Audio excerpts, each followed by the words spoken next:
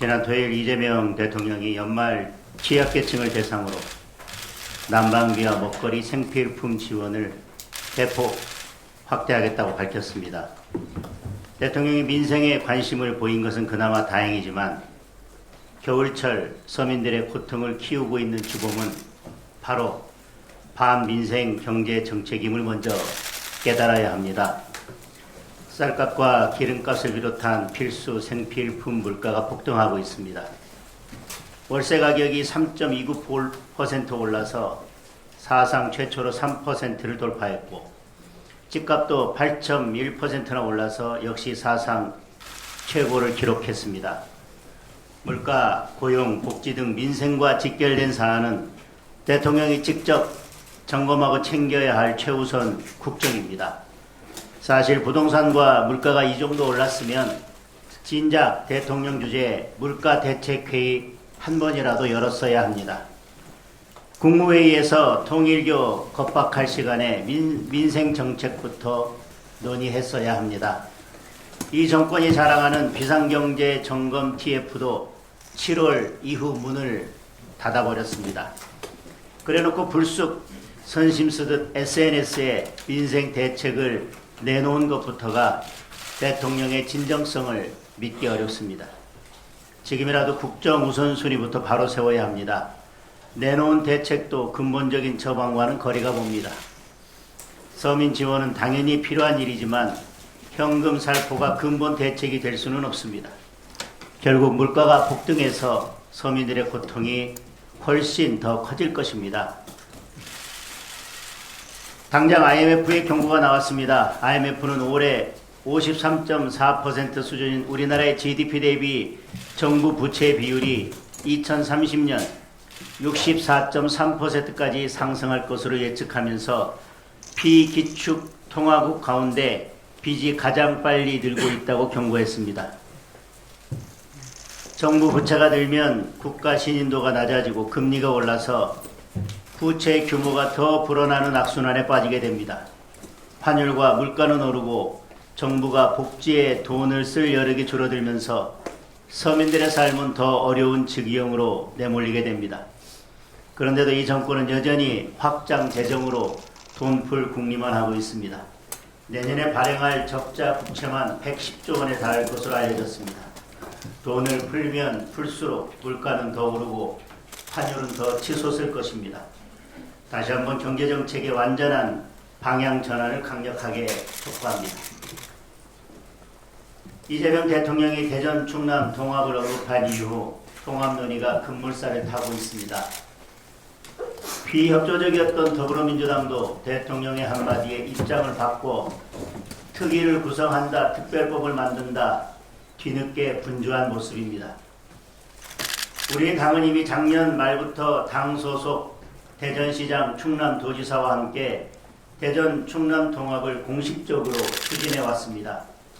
지난 10월 대전 충남 특별시설치 및 경제과학수도 조성특별법까지 발의했고 저도 공동 발의자로 참여를 했습니다.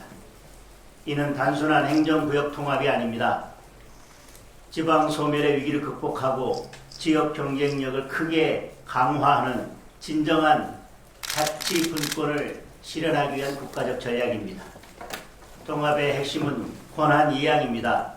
257개 특례 권한과 고용, 노동, 환경, 보훈 등 주민의 삶과 직결된 사무를 대폭 통합자치단체에 이양해야 합니다. 권한 이양, 특행기관 이관, 보통 교부세율 인상을 비롯해서 과감한 재정지원 특례 등이 반드시 필요합니다. 권한 이양 없는 물리적 통합은 무의미한 껍데기 통합일 뿐입니다. 중앙정부의 권한을 내려놓고 진정한 자치분권과 국토 균형 발전을 실현할 의지가 있는지 대통령이 분명하고 구체적인 입장을 밝혀야 합니다. 이 질문에 제대로 된 답변을 내놓지 못한다면 결국 대통령의 립서비스에 불과하고 다른 속내를 품고 있는 것이라고 판단할 수밖에 없습니다. 통일교 게이트를 덮으려는 이슈 전환용은 아닌지, 대통령이 관권 선거에 시동을 거는 것은 아닌지 대전 시민, 충남 도민들은 진정성을 의심하고 있습니다. 진정성이 있다면 말이 아니라 행동으로 보여야 합니다. 특별법에 담긴 실질적인 내용에 답하시기 바랍니다. 지난 18일 미국 무역대표부가 한미 자유무역협정 공동위원회 회의를 전격 취소했습니다.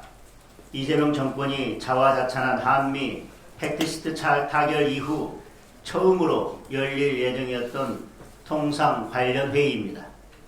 미국 언론 등에 따르면 이재명 정권이 추진 중인 온라인 플랫폼 규제가 취소의 원인으로 지목되고 있습니다. 우선 미국 의회가 보내는 신호부터 심상치 않습니다. 미 하원 법사위 청문회에서는 유럽의 디지털 규제가 한국에서도 나타나고 있다는 지적이 나왔습니다. 주병기 공정거래위원장의 트럼프 대통령 비난 발언을 대형 피켓으로 만들어서 한국을 콕 찍어 비판하기도 했습니다. 중국 기업들이 한국 재벌과 연계해 규제를 벗어나고 있다면서 미국 무역에 피해를 주는 상대국을 제재할 수 있는 무역법을 총동원해야 한다는 주장까지 제기됐습니다. 미국 행정부의 입장도 다르지 않습니다. 무역대표부는 EU식 전략을 추구하는 다른 국가들에 대해서 동일하게 대응하겠다며 경고하고 있습니다. 애당초 팩트시티의 디지털 서비스 분야 관련 법과 정책이 미국 기업을 차별하지 않도록 한다는 그런 문구를 넣은 것부터가 전략적 패착이라 할 수밖에 없습니다. 글로벌 공룡으로부터 우리 디지털 산업을 보호하는 것이 당연한데도 우리는 스스로 디지털 규제 플랫폼 정책을 짜기도 어렵게 됐습니다. 불평등한 협상 결과가 한미 통상 갈등의 불씨가 됐고 이 정권 사람들의 반미 친중 성향이 그 불씨를 더 키우고 있습니다. 결국 이재명 정권의 무능과 무책임, 잘못된 외교 방향 설정이 심각한 국익 손상을 불러오고 있는 것입니다. 국민의힘은 불평등한 한미 통상협상 결과를 불가피하게 반영하면서도 우리 디지털 기업들을 보호하고 키울 최선의 대책을 찾겠습니다. 정부도 더 늦기 전에 예견되는 통상 리스크를 점검해서 국익을 지킬 수 있는 방안을 조속히 내놓기 바랍니다.